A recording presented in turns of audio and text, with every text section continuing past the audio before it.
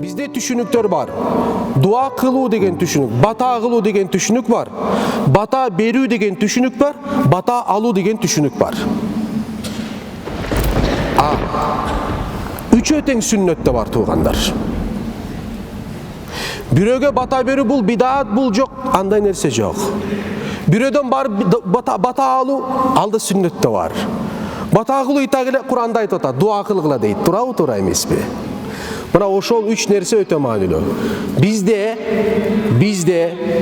каада салтыбызда ата бабалардан келген тетигинин батасын алыш керексиң, тиге батасын бериш керексиң, бата кылыш керексиң деген. Бул үчөө тең сүннөттө бар болгон нерсе.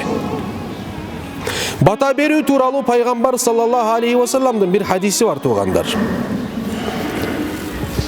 Качан бир момун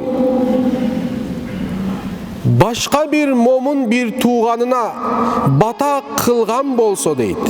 Кылган болсо, ал батанын ылдамдык жаатынан андан өйдө турган бир да бата жок дейт да. Ошол батасы эң ылдам бата болот дейт да, Кудай Тааланын астында.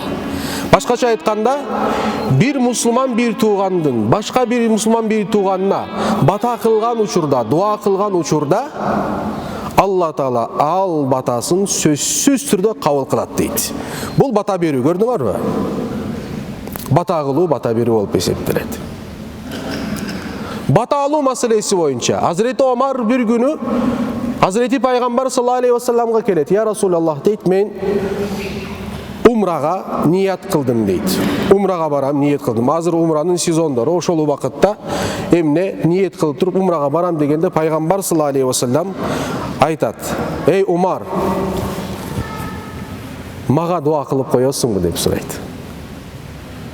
Ким сурап атат? Мындай караганда, эч бир адамдын батасына муктач болбогон бирөө бата сурап атат. Сен айта аласыңбы пайгамбар саллаллаху алейхи ва саллам бирөөнүн батасына муктач болгон деп?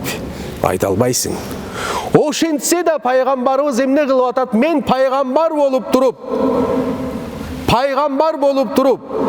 Омардан бата сурап аткан болсом, сен эй менин үммөтүм, менден да ашыкча бата сураш керексиң деген сөз. Анын эки жактан да эки мааниси бар бул жерде. Экинчи мааниси, пайгамбар сахабадан бата сурап атат. Демек, бата суроо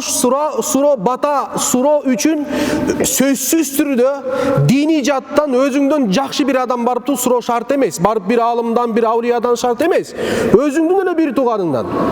Ошол эле кече сабантуй кылып жүргөн, бөтөлкө жарган бир тууганың бар, ошого барып туруп, "Эй бир тууганым, мага бата кылып кой" десең дагы болот деген сөз бул жерде.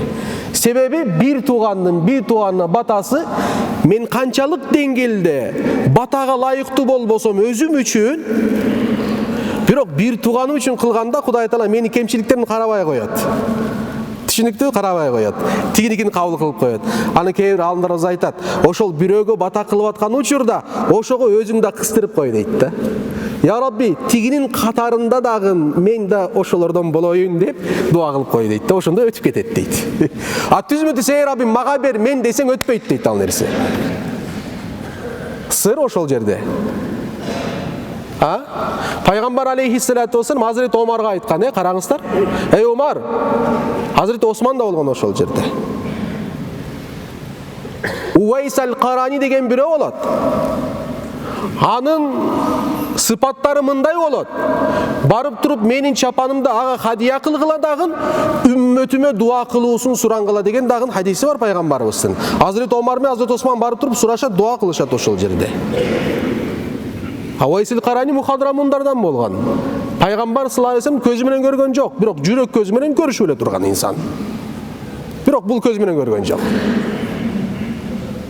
Демек, бата берүү, бата алуу, урматтуу мусулман бир туугандар, динибизде бар болгон нерсе.